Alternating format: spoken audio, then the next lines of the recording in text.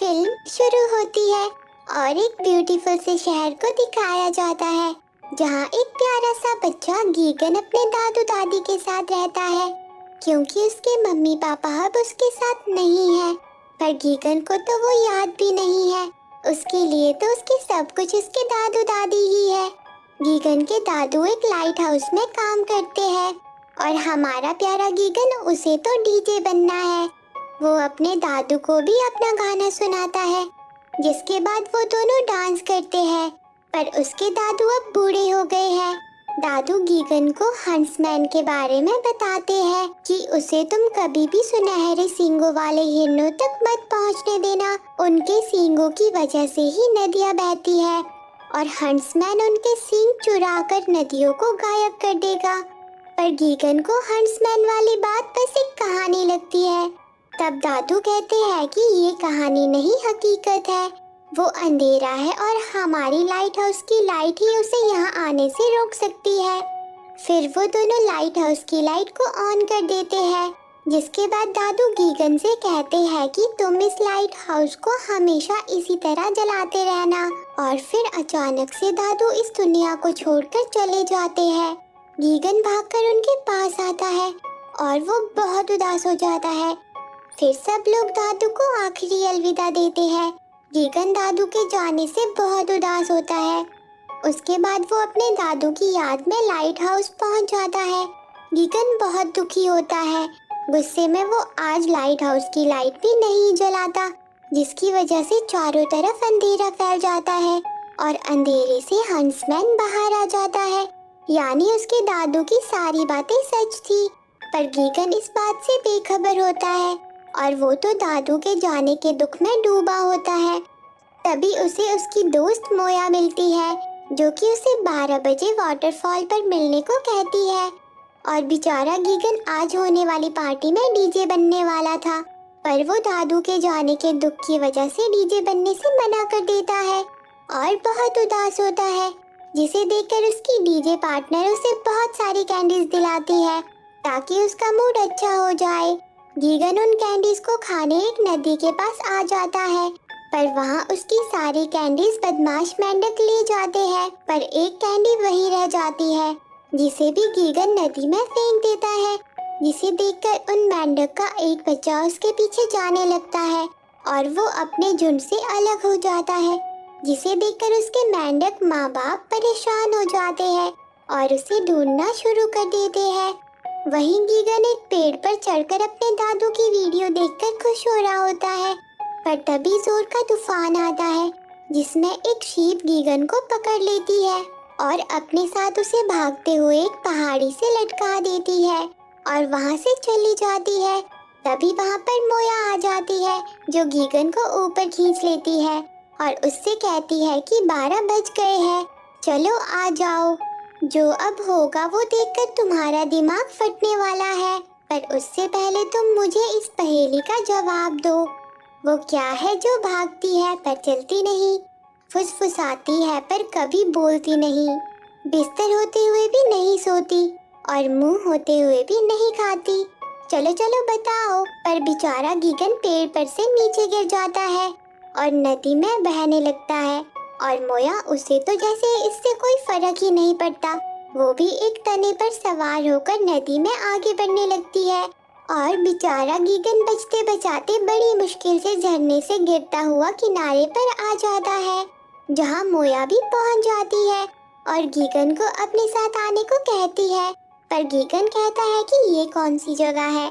फिर वो दोनों एक सुंदर सी जगह पर आ जाते हैं जहाँ पर पता नहीं कैसे पर मोया पानी पर चलने लगती है और वो बहुत सुंदर डांस भी करती है क्योंकि वो एक बहुत अच्छी डांसर है। गीगन उसे देखकर हैरान हो जाता है। वो भी पानी पर चलने की कोशिश करता है पर वो पानी में डूब जाता है और फिर रात हो जाती है जहाँ मोया गीगन को बताती है कि मैं अपनी दादी की मौत के बाद यहाँ आई थी। ये एक जादुई जगह है, मैंने उन्हें यहाँ देखा था।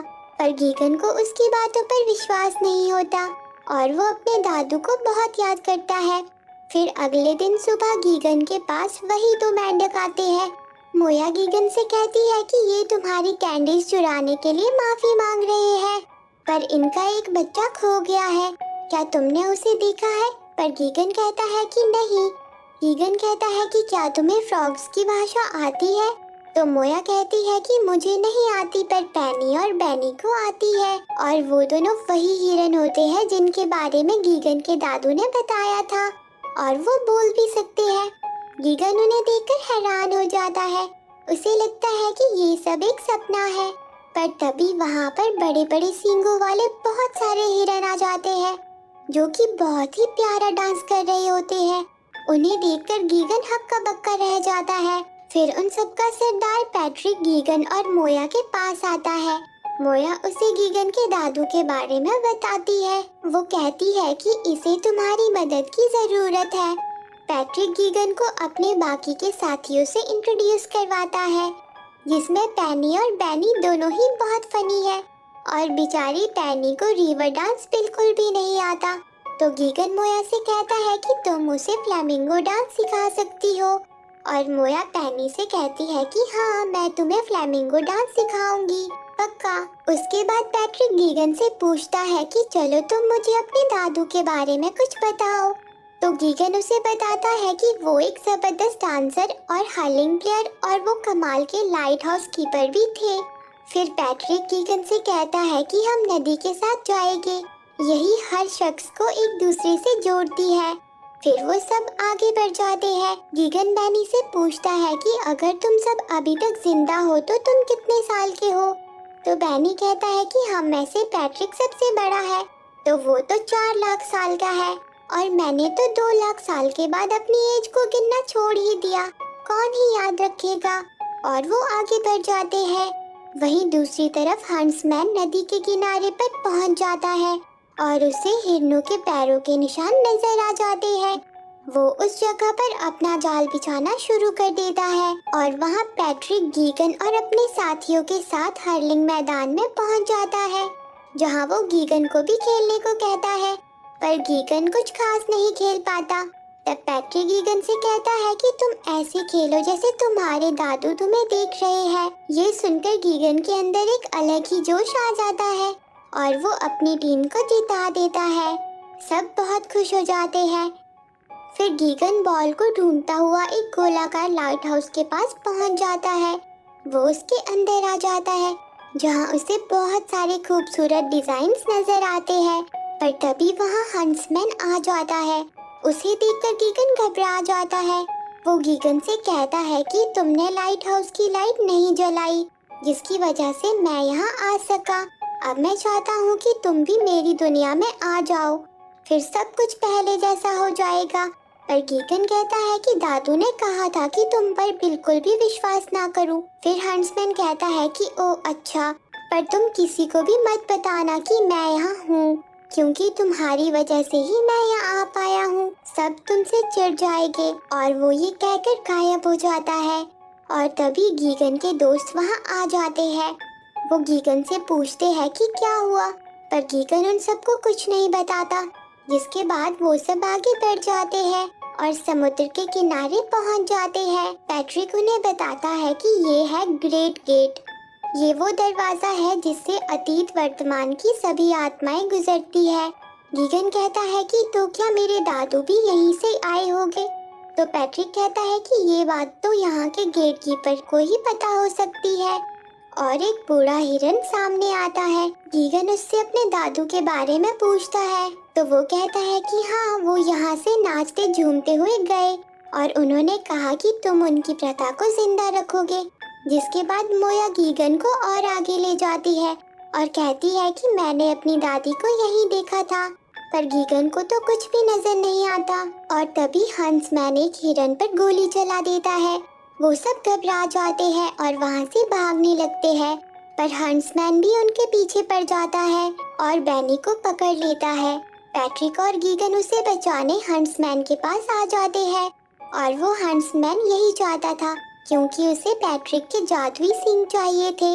हंसमैन और पैट्रिक की आपस में फाइट शुरू हो जाती है, पर हंसमैन गीगन को पकड़ लेता है और वो पैट्रिक से कहता है कि बच्चे के बदले तुम मुझे अपनी सींगें दे दो। पैट्रिक कहता है कि क्यों? तो हंसमैन बताता है कि मैं तुम्हारी सींगों से नदियों को रोक दूंगा और चारों तरफ अंधेरा फैला दूंगा। बेचारा पैट्रिक गीगन को बचाने के लिए उसकी बात मान जाता है, पर हंट्समैन पैट्रिक पर गोली चला देता है और गीगन भी बेहोश हो जाता है, जिसके बाद चारों तरफ अंधेरा फैल जाता है और नदियों का पानी सूखने लगता है। अब गीगन होश में आता है और पैट्रिक को मरा हुआ देखकर बहुत निराश हो जाता है, जिसके बाद पैट्रिक के साथी और मोया वहां आते हैं और जिंदगी में पहली बार पेनी खूबसूरत डांस करती है पैट्रिक के लिए, जिसके बाद पैट्रिक का शरीर गायब हो जाता है। गीगन भागते हुए हंट्समैन को रोकने के लिए जाता है, जहां गेट कीपर गीगन को बताता है कि तुम्हें सींगों को पानी में पहुंचाना होगा, जिससे सींगे फिर से नदियों में जान फूंक देगी। उसके बाद गीगन गेट कीपर को हंट्समैन की राफ्ट को घुमाने को कहता है और उसकी राफ्ट पर कूद जाता है, जहां गीगन की मदद मछलियां भी करती है और गीगन सींगों को पानी में डाल देता है, जिससे एक बड़ा सा हिरन पानी से बाहर आता है, जो जादू से हंट्समैन को अंधेरे की दुनिया में वापस भेज देता है और मछलियां गीगन को किनारे तक पहुंचा देती है। किनारे पर गीगन को खोया हुआ मेंढक का बच्चा भी मिल जाता है, जिसके बाद गीगन वापस आकर मेंढकों को उनका बच्चा लौटा देता है। वो सभी उससे मिलकर बहुत खुश हो जाते हैं और एक बिंदास अंदाज में गीगन को थैंक यू बोलते हैं, जिसके बाद गीगन मोया से कहता है कि हे मोया, मुझे तुम्हारा पानी पर चलने का राज पता चल गया। पर गीगन कहता है कि पैट्रिक के ना होने के बाद भी नदियों में पानी कैसे बह रहा है। तभी बैनी के सर पर पैट्रिक जैसे ही सींग आ जाते हैं, यानी पैट्रिक ने अपने बाद बैनी को राजा बना दिया है। गीगन कहता है कि सब अच्छा है, पर अब मुझे घर जाकर लाइट हाउस की लाइट जलानी है। जिसके बाद मोया और गीगन वापस घर की तरफ लौट जाते हैं और गीगन इन सब के लिए मोया को थैंक्स भी कहता है और वो मोया की पहेली भी सुलझा देता है, जिसका जवाब होता है नदी। फिर दोनों घर वापस पहुंच जाते हैं। मोया गीगन से कहती है कि चलो अब पार्टी में मिलते हैं, पर गीगन कहता है कि पर पार्टी तो 2 दिन पहले थी।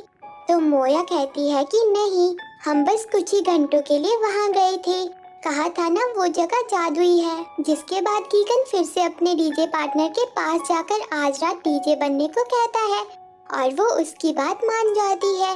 फिर गीगन लाइट हाउस में आ जाता है, जहाँ वो लाइट को ऑन कर देता है और लाइट जलाते ही उसे अपने दादू नजर आते हैं। वो गीगन से कहते हैं कि मुझे तुम पर नाज है, पर अब मुझे जाना होगा, और वो वहाँ से खुशी खुशी चले जाते हैं। गीगन भी बहुत खुश होता है, जिसके बाद वो पार्टी में डीजे बनकर धूम मचा देता है। सब उसकी धुन पर झूम उठते हैं और मोया अपने डांस से सबका दिल जीत लेती है। सभी खुशी से झूमने लगते हैं और इसी के साथ ये मूवी एंड हो जाती है।